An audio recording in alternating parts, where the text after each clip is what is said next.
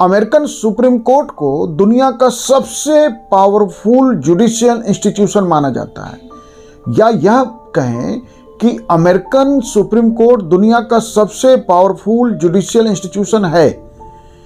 मुझे लगता है कि अमेरिकन सुप्रीम कोर्ट के अधिकारों का यदि विस्तार की बात करें तो वह दुनिया का सबसे पावरफुल जुडिशरी नहीं है, लेकिन उसके अधिकारों की गहराई की बात करें, डेप्थ की बात करें, तो अमेरिकन सुप्रीम कोर्ट निश्चित रूप से दुनिया का सबसे पावरफुल कोर्ट है। अमेरिकन सुप्रीम कोर्ट में 9 जज होते हैं, जिसमें एक चीफ जस्टिस और 8 जज होते हैं। अमेरिका में जजों की नियुक्ति राष्ट्रपति के द्वारा की जाती है, लेकिन सीनेट के अप्रूवल के बाद ही जज बनते हैं। अब आप देखिए कि संसद से जजों का अप्रूवल, सीनेट क्या है?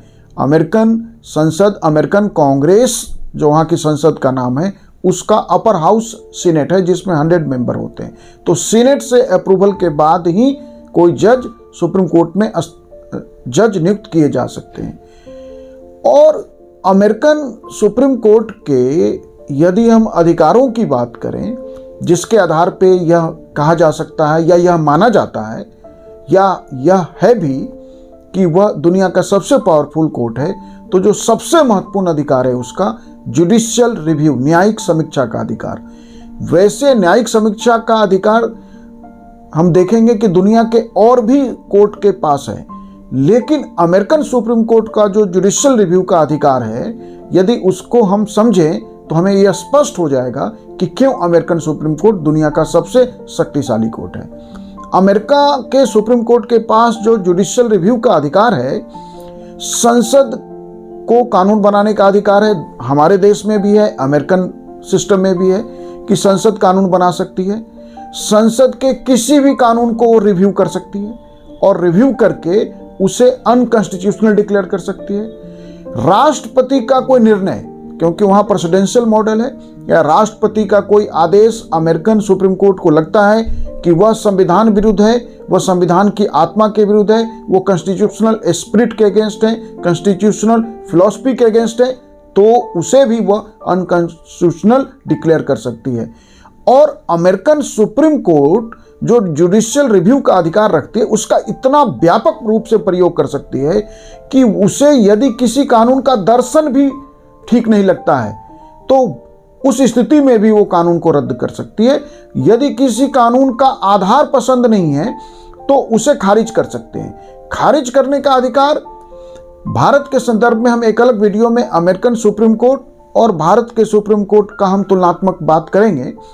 भारत में हमारे सुप्रीम कोर्ट को भी अधिकार है, लेकिन डिटेल में हम एक अलग वीडियो में बात करेंगे। अमेरिकन सुप्रीम कोर्ट को न केवल उसे अनकॉन्स्टिट्यूशनल डिक्लेयर करने का, खारिज करने का अधिकार है, बल्कि जज मेड लॉ बनाने का। माना आप देखिए कि अमेरिका में या किसी भी लोकतांत्रिक देश में कानून बनाने का अधिकार लेजिस्लेचर, विधायिका को है, जिसको हम अपने यहाँ संसद, अमेरिका में कांग्रेस, अलग अलग देशों में अलग अलग नाम है। लेकिन अमेरिका में यदि वहाँ के सुप्रीम कोर्ट ने किसी कानून को खारिज किया और उसे लगता है कि उस विषय में कानून को देश की आवश्यकता है, तो जज मेड लॉ उसके स्थान पर अमेरिकन सुप्रीम कोर्ट बना सकते हैं। मतलब जजों को भी अमेरिका का संविधान कानून बनाने का अधिकार देता है। भारत में यह अधिकार नहीं है। हमारे यहाँ क्या होता, यदि हमारा सुप्रीम कोर्ट किसी मामले को ऐसे रद्द कर देती है, अनकॉन्स्टिट्यूशनल डिक्लेयर करती है, तो वो मामला विधायिका को वापस भेज दिया जाता है। तो अमेरिकन सुप्रीम कोर्ट का जो जुडिशियल रिव्यू का अधिकार है वो इतना व्यापक है कि आप कहिए कि वह किसी भी कानून को, किसी भी देश के निर्णय को, मतलब मान लीजिए फॉर एग्जांपल कि अमेरिका ने एक डील किया कि भारत को कोई फाइटर प्लेन बेचना है, उसके सुप्रीम कोर्ट को लगता है कि वो अमेरिकन इंटरेस्ट के अगेंस्ट है राष्ट्रपति का निर्णय, तो उसे भी रद्द कर सकती है। अमेरिका के अंदर कोई फैसला सरकार ने किया है, देश से बाहर के देशों के साथ कोई फैसला किया है, उसे भी रद्द कर सकता है अमेरिकन सुप्रीम कोर्ट। इतना व्यापक अधिकार अमेरिका की जुडिशरी रखती है। दूसरा जो महत्वपूर्ण कारण है जिसे के कारण हम अमेरिकन सुप्रीम कोर्ट को सबसे शक्तिशाली कोर्ट मान सकते हैं कि वहाँ जज लाइफ टाइम जज होते हैं। हमारे देश की तरह नहीं कि 65 ईयर में जज रिटायर हो जाते हैं।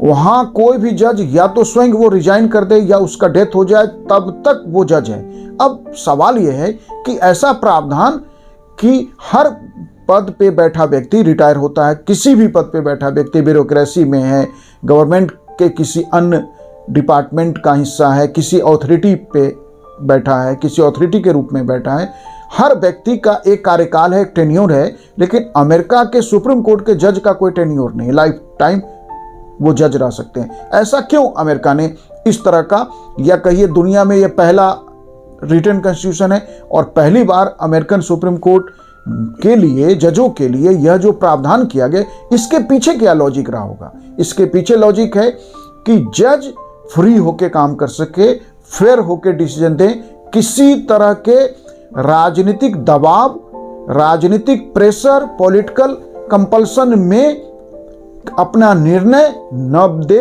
या निर्णय को लेने के पीछे कोई भी किसी भी तरह का प्रलोभन, दबाव, डर, भय, सारी बातों से जज को मुक्त रखा गया है अमेरिका में। क्योंकि जब आप लाइफ टाइम जज हैं तो अब आपको किसी भी बात के लिए ना इकोनॉमिक रीजन से आपको प्रेशर में आने की जरूरत है, क्योंकि रिटायरमेंट के बाद जजों को जो सारी, जैसे मान लीजिए हमारे ही देश में सुप्रीम कोर्ट के जज हैं, आफ्टर रिटायरमेंट उन्हें सरकारी आवास कुछ समय बाद खाली करना पड़ता है। अब सुप्रीम कोर्ट के जज के लिए वो जो जिस प्रोटोकॉल के लेवल पे रहा है, वह एक 2 बेडरूम के घर में तो रह नहीं सकता है। तो ऐसे में और क्या उसका जो पेंशन है इतना है कि वह अपने प्रोटोकॉल या अपने स्टेटस के अकॉर्डिंग अपना घर भी मैनेज कर सके? नहीं है। तो ऐसे में जजों के लिए भारत जैसे या दुनिया के ज़्यादातर देशों में जहां आपने सुप्रीम कोर्ट के जजों का कार्यकाल निश्चित किया हुआ है, तो रिटायरमेंट के बाद काफ़ी प्रॉब्लम होता है। वह दौर ठीक है कि जब भारत में एवरेज एज कम था तो 65 में जजों का रिटायरमेंट आपने रखा और नॉर्मली उसके कुछ सालों में जजों का डेथ हो जाता है। अमेरिका में ऐसे किसी भी डर की आवश्यकता ही नहीं वहाँ के जज को। जब तक वो पद पे हैं तब तक वो जज हैं, जब तक वो जिंदा हैं तब तक जज हैं, जब तक वो स्वयं रिजाइन नहीं करते तब तक जज हैं। तो ऐसे में जो जजों की सारा प्रोटोकॉल और फैसिलिटीज, अलाउंसेज, सारी बातें लाइफ टाइम मिलता रहेगा, और लाइफ टाइम जब मिलेगा तो आप किसी तरह के प्रेशर में आने के लिए बाध्य नहीं किए जा सकते हैं। ये बहुत बड़ा अधिकार है जिसे दुनिया में और भी देशों को अपनाना चाहिए। मुझे लगता है भारत को तो अवश्य ही जजों का कार्यकाल बढ़ाना चाहिए, बदलना चाहिए। आप यदि लाइफ टाइम नहीं कर सकते हैं तो एटलीस्ट 70+ तो किया ही जाना चाहिए। 75 हम कर सकते हैं, क्योंकि बेहतर जीवन शैली के लोग आराम से 75+ का जीवन रखते हैं। अमेरिकन सुप्रीम कोर्ट का जो तीसरा महत्वपूर्ण अधिकार, जिसके कारण हम उसे दुनिया का सबसे शक्तिशाली कोर्ट कह सकते हैं, कि वो अपील का अंतिम कोर्ट है।